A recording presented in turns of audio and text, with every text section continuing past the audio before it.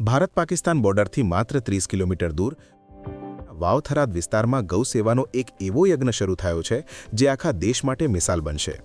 સુઈ ગામના ગોલપ અને નેસડા ગામની 800 એકર જમીન પર આકાર લઈ રહ્યું છે એક વિશાળ ગૌ અભયારણ્ય. આ માત્ર પાંજરાપોળ નથી, પણ ગૌવંશ માટે તૈયાર થઈ રહેલું એક આખું નવું ગામ છે. 100થી વધુ લોકોની ટીમ રાત દિવસ એક કરીને આ સપનાને સાકાર કરી રહી છે. તેમના જણાવ્યા મુજબ આઝાદી સમયે દેશમાં 54 કરોડ ગૌવંશ હતો, જે આજે ઘટીને માત્ર 4 કરોડ પર આવી ગયો છે.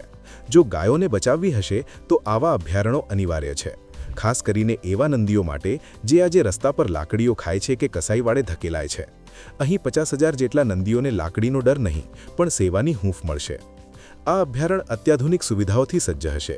પશુઓ માટે સિમેન્ટના શેડ નહીં, પણ કુદરતી ગૌછત્ર તૈયાર થઈ રહ્યા છે. ગૌવંશની તબિયત સાચવવા હાઈટેક હોસ્પિટલ, પક્ષીઓ માટે 3 સરોવર અને 2 મોટા ડેમ રિપેર કરાઈ રહ્યા છે. એટલું જ નહીં, ગૌવંશને પૌષ્ટિક આહાર મળે તે માટે વૈજ્ઞાનિક પદ્ધતિથી નેપિયર ઘાસની ખેતી પણ 25 એકરમાં શરૂ કરાઈ છે. અહીં માત્ર સેવા જ નહીં, પણ વિજ્ઞાનનું પણ સંગમ છે. સેક્સ સોર્ટેજ સિમેન્ટ પદ્ધતિથી 90% વાછડી જન્મે તેવા પ્રયાસો થશે, જેથી રખડતા નંદીઓની સમસ્યા મૂળમાંથી ઉકેલાય. આ ઉપરાંત ગાયના છાણમાંથી જૈવિક ખાતર બનાવીને પ્રાકૃતિક ખેતીને પ્રોત્સાહન અપાશે. આ પ્રોજેક્ટના પ્રથમ તબક્કા માટે 20 કરોડનું બજેટ નક્કી કરાયું છે, જેના ભંડોળ માટે આગામી 10 જાન્યુઆરીએ લોક ડાયરો પણ યોજાશે.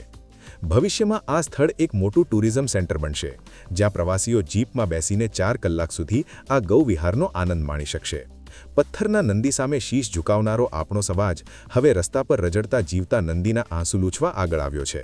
જ્યારે આ 800 એકરની ધરતી પર હજારો ગૌવંશનો હુંકાર ગુંજશે, ત્યારે એ અવાજ માત્ર બનાસકાંઠામાં જ નહીં, પણ સમગ્ર વિશ્વમાં ગૌ સેવાનો નવો ઇતિહાસ લખશે.